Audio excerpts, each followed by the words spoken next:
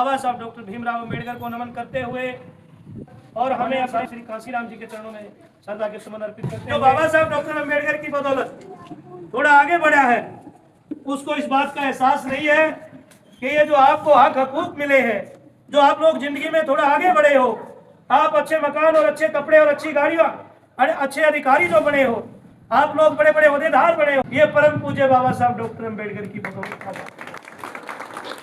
तो हम तो कह रहे हैं इस देश के अंदर समान शिक्षा और समान चिकित्सा और हमें प्रत्यक्ष चुनाव से 2 वोट का, हमारे वोट का अधिकार दे दीजिए, हमें नहीं जरूरत थी आरक्षण की।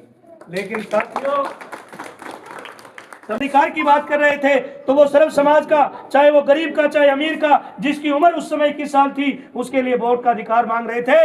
लेकिन इन कांग्रेस और गांधी के चेलों ने वहां कंडीशन रखी कि वोट का अधिकार उसको मिले जो कम से कम ग्रेजुएट हो, वोट का अधिकार उसको मिले जो बीए पास हो, वोट का अधिकार उसको मिले जो इनकम टैक्स पेई हो, वोट का अधिकार उसको मिले जो 100 एकड़ का मालिक हो। इन चारों में से न तुम 100 एकड़ के मालिक थे, न तुम्हारे इनकम टैक्स पेई थे, न तुम्हारा बैंक बैलेंस था, न तुम ग्रेजुएट थे। साथियों, उस महापुरुष ने जिनको कभी जिंदगी में नहीं सोच सकते थे कि हम पंच सरपंच तक बढ़ने की, उसकी बदौलत आज देश के राष्ट्रपति के पद तक पहुंचे हो। इस वोट की ताकत के प्रति उस महापुरुष के 4 बच्चे बगैर कफन के गए, लेकिन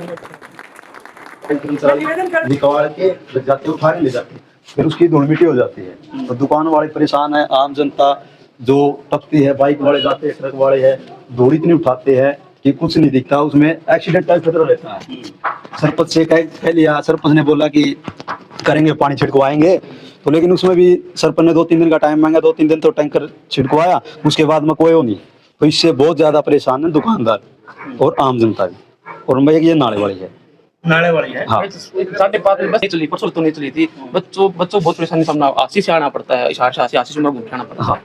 और जीएमसी मिल लिए, टीएमसी मिल लिए, इंस्पेक्टर से बात कर ली, कह रहे हैं कि स्टाफ नहीं, चाहे उमरा गांव के स्टाफ नहीं, क्यों ले वो बस क्यों लेकिन उमरा की नहीं, उमरा हमको नटवाड़ा बड़ी लाइफ लाइन है। उसके बाद में ना कोई बस से ना ये ना आप 2 तारीख का जैसे कि प्रोग्राम है, बिजी शेड्यूल है, आप 10 दिन का समय दो हमें उम्र को लेकर के गांव की तरफ एक पार्टी की तरफ से ज्ञापन भी सौंपेंगे और मैं स्वयं भी बात करूँ। वो बातें हम एक तो बसवाड़ी और ये कि नाले वाली, क्योंकि ये हम जरूर करो कोशिश करेंगे। बीएसपी संविधान को मानने वाली पार्टी है, संवैधानिक ढंग से हम अपनी मांग को वो ज्ञापन के मार्फत और इनसे करवाने का काम करेंगे। हमें पता है कैसे करवाया जाता है, ठीक है।